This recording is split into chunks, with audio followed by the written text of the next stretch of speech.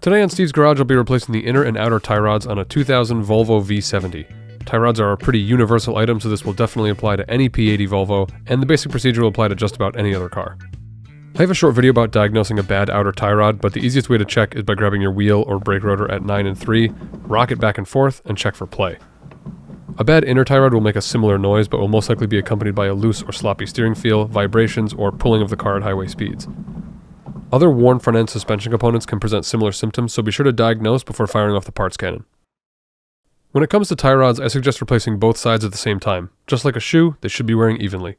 It is fine to do just the outers, but you do have to remove them to get to the inners, so if you're doing the inner tie rods, you might as well do the outers as well. And in my case, I had a seized jam nut that caused me to have to cut the boot to gain access, so I had to do the boots as well. If you can afford it, buy and replace as many parts as you can. Otherwise, you'll just be chasing the next failure point as opposed to knowing it's all set for a number of years. Last thing before we start the work, tools. You'll see double sockets and double wrenches, and that's because the size of what I took off was different than the size of what I installed. Be sure to double check the size of everything before you buy any tools you may not have. I use a flathead screwdriver, pliers, blue Loctite, side cutters, vice grips, Edgar style hose clamp pliers, 19 and 18 mil sockets, a 13, 13/16 and 7/8 wrenches, a hammer, impact gun, breaker bar, and lastly, an inner tie rod removal tool that I rented from a local parts store. Just rent it. It's free, it'll make your life way easier, there's literally no reason not to. I initially tried using a wrench and it wouldn't budge, but it immediately broke loose using the tie rod tool. Start by cracking the jam nut loose. It's a lot easier to do with everything still connected. Then move to the outer tie rod nut and remove that. If you're planning on reusing the outer tie rod, you can leave the nut on the stud to hammer it out, but typically a couple whacks on the spindle gets the tie rod to pop right out. You'll also want to be careful of the boot if you're planning on reusing it. When removing the outer tie rod, you'll want to count how many turns it takes to come off. This way when you install the new one, you can get it close to where it was before. You'll definitely still need an alignment, but if you get close, you can at least drive to the shop without too much trouble. Ideally, your jam nut isn't seized, so you can just remove that from the inner tie rod, and then you can take the clamps and the zip ties holding the boot in place and slide it all off. If yours is seized, you can cut the boot like I did.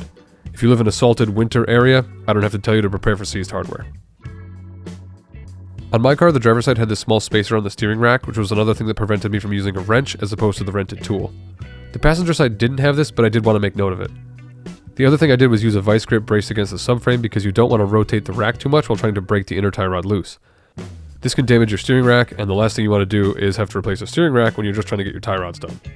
This can be done on either side, and it should be done before removing an inner tie rod. Removing the inner tie rod is a pretty simple process with that rented tool. Slide whatever size fits on the inner tie rod, in my case a 13/16, put the big tube on it, attach your breaker bar or ratchet to the tube, and remove it. You'll see I couldn't get mine off by hand, so I switched to vice grip since it was a little easier than the giant tube, but once it's cracked loose, it'll eventually come off. Now it's time to install the new one. Using the tool, screw the new inner tie rod on until it bottoms out. You obviously want it to be tight, but you don't want to damage the rack by cranking down on it too hard. Once it's on, it's time to install the boot. You should be able to see where the inner side was previously seated, so slide it onto there. Make sure that you push the outer end past the flat spots used to adjust your tie rods. You'll know when it's seated in the correct place because it's a pretty tight fit. My boot was supplied with a zip tie for the outer, so that's easy enough. The inner had an Edgar style clamp, which is a clamp you commonly see on a CV axle. It has that small ear, and you use the specific set of pliers to draw each edge in and tighten the clamp down. Now onto the outer tie rod. Start with your jam nut, thread that up pretty far. I threw a little bit of never seize on there. It's up to you if you want to do the same, but it doesn't hurt where I live. Then thread on the outer tie rod and keep in mind how many turns it took to get the old one off. Again, it's not going to be perfect, you will need an alignment, but it should be reasonably close. Once that's in place, bring your jam nut down, but don't tighten it yet. We want to connect the tie rod back to the spindle. The stud will most likely spin when you're trying to tighten down the nut, and the only kind of counterhold mine had was a small flat spot. A wrench wouldn't really fit on there, so again, vice grips. Once it's fairly tight, it won't spin, and that's when you can finish tightening it down. Once it is installed, go back up and tighten the jam nut against the tie rod. And at this point, your work here is done. If everything is properly tightened, there should be no noise or play from the tie rods, but again, there's a lot of parts in your front end that can have similar symptoms and noises. Something like ball joints, end links, those can all be bad in addition to your tie rods. Go ahead and make yourself an appointment for an alignment and enjoy your crispy steering feel. Please subscribe if you enjoyed this video, that way you don't miss out on any future Volvo videos. Leave any questions or comments below, and feel free to check out some of my other Volvo tutorials here. Thanks so much for watching.